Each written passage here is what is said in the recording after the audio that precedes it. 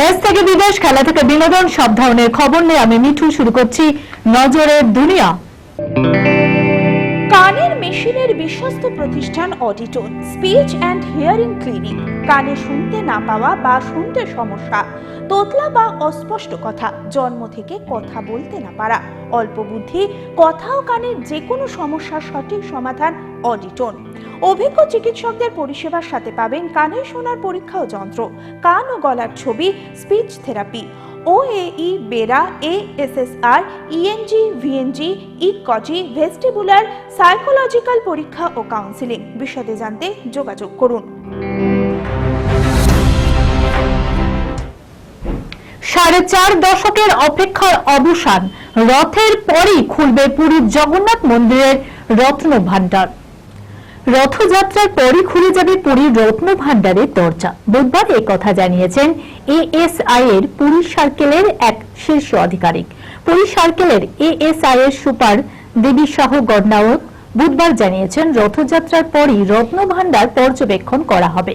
তাতে core committee এবং technical কমিটির সদস্যরা উপস্থিত থাকবেন। এবছর রথযাত্রা পড়ছে দুদিন, 7 জুলাই এবং 8 জুলাই। পুরীতে রথযাত্রা পালিত হওয়ার পরই খোলা হবে রত্ন ভাণ্ডারের দরজা। মন্দিরের গোপন কক্ষে 7টি ঘর আছে, সেই ঘরগুলোই হলো রত্ন ভাণ্ডার। মন্দিরের রত্ন ভাণ্ডার শেষবার খোলা হয়েছিল 1978 সালে। এবার প্রায় 4.5 দশক পর ওই দরজা খুলবে। পৃথিবী ও সূর্যের মাঝে বসবে এবার ছাতা। মহাকাশে ছাতা লাগাচ্ছেন বিজ্ঞানীরা। আটকে দেবে সূর্যের আলো, গরম থেকে বাঁচতে নয়া পদক্ষেপ বিজ্ঞানীদের। মহাকাশে এবার বসানো হবে ছাতা। যেভাবে দিন দিন গরম, তাতে রোদ আটকানো ছাড়া আর কোনো উপায় নেই। এদিকে এই রোদ আটকানোর একমাত্র মাধ্যম হলো ছাতা। তার কারণ, সূর্যের আলো থেকে পৃথিবীতে পড়ছে রোদ, আর সেই রোদ থেকেই হচ্ছে গরম। যতই সূর্য চোখ রাঙাচ্ছে ততই বাড়ছে গরম, আবার সূর্য অস্ত্র গেলে কিছুটা থিতিয়ে পড়ছে গরম। তাই তো অনেক চিন্তা ভাবনা করেছেন বিজ্ঞানী এবং মহাকাশ বিশেষজ্ঞরা। তারা চিন্তা করেছেন সূর্য এবং পৃথিবীর মধ্যেখানে ছাতা লাগানো হবে। এর ফলে সরাসরি রোদ এসে পড়বে না পৃথিবীর মধ্যে। তাতে স্বাভাবিকভাবেই অনেকটা গরমের হাত থেকে রক্ষা পাওয়া যাবে। এই জন্যই এই ছাতা লাগানোর পরিকল্পনা করেছেন তারা। এর আগে অবশ্য ছাতা লাগানোর পরিকল্পনা করা হয়েছিল, কিন্তু ছাতাগুলি এতই ভারী ছিল যেটা মহাকাশে নিয়ে যাওয়া সম্ভব হচ্ছিল না। শেষ পর্যন্ত কয়েকটি হালকা ছাতা বানানোর পরিকল্পনা নিয়েছেন বিজ্ঞানীরা। হাওয়াই বিশ্ববিদ্যালয় ইনস্টিটিউট অফ অ্যাস্ট্রোনমির বিজ্ঞানী ডক্টর ইসফান জাফুদি এই পরিকল্পনার কথা মাথায় এনেছেন। তিনি নিরন্তর গবেষণা চালিয়ে যাচ্ছেন ছাতা তৈরি করতে। বেশ কয়েকটা ছাতা তৈরি করে পাঠানো হবে মহাকাশে। এর ফলে পৃথিবী এবং সূর্যের মধ্যে ভারসাম্য বজায় রাখা হবে। মক্কার অগ্নিকুণ্ডে বলি হয়েছে 68 ভারতীয়, নিখোঁজ অনেকেই। তীব্র গরমে কার্যত মৃত্যুপুরীতে পরিণত হয়েছে আরবের পবিত্র ভূমি মক্কা। প্রায় 52 ডিগ্রির ভয়ঙ্কর গরমে হজযাত্রায় গিয়ে সেখানে মৃত্যু হয়েছে শয়ে শয়ে পুণ্যার্থীদের, যার সংখ্যা বেড়ে দাঁড়িয়েছে 900-র উপরে। মৃতদের মধ্যে রয়েছেন 68 জন ভারতীয়। এখনো খোঁজ মিলছে না বেশ কয়েকজনের। এই খবর নিশ্চিত করেছেন সৌদি আরবের এক কূটনীতিক। কেউ কেউ আবহাওয়ার জন্য মারা গিয়েছেন, কোনো মৃত্যু আবার বয়সজনিত কারণেও হয়েছে। প্রত্যেক বছরই এই ঘটনার পুনরাবৃত্তি ঘটে। গত বছরও পরিস্থিতি কিছুটা একই রকম ছিল।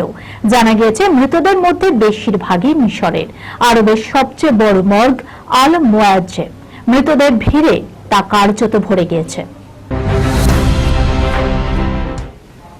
পুষ্পা 2 রিলিজ কেন পিছিয়ে গেল? নির্মাতাদের বিরুদ্ধে মামলার হুমকি দিল অনুরাগীরা। পুষ্পারাজ ঝুঁকে গানেহি। 2 বছর আগে পুষ্পা ছবিতে বোঝ ছিল গোটা দেশ। তার এক সংলাপ পুষ্পা স্টাইলের নাচে মত্ত হয়েছিল 8 থেকে 80। পুষ্পা দেখার পর থেকেই সিনেপ্রেমীরা অধীর আগ্রহে বসেছিল কবে আসবে এই ছবির দ্বিতীয় ভাগ।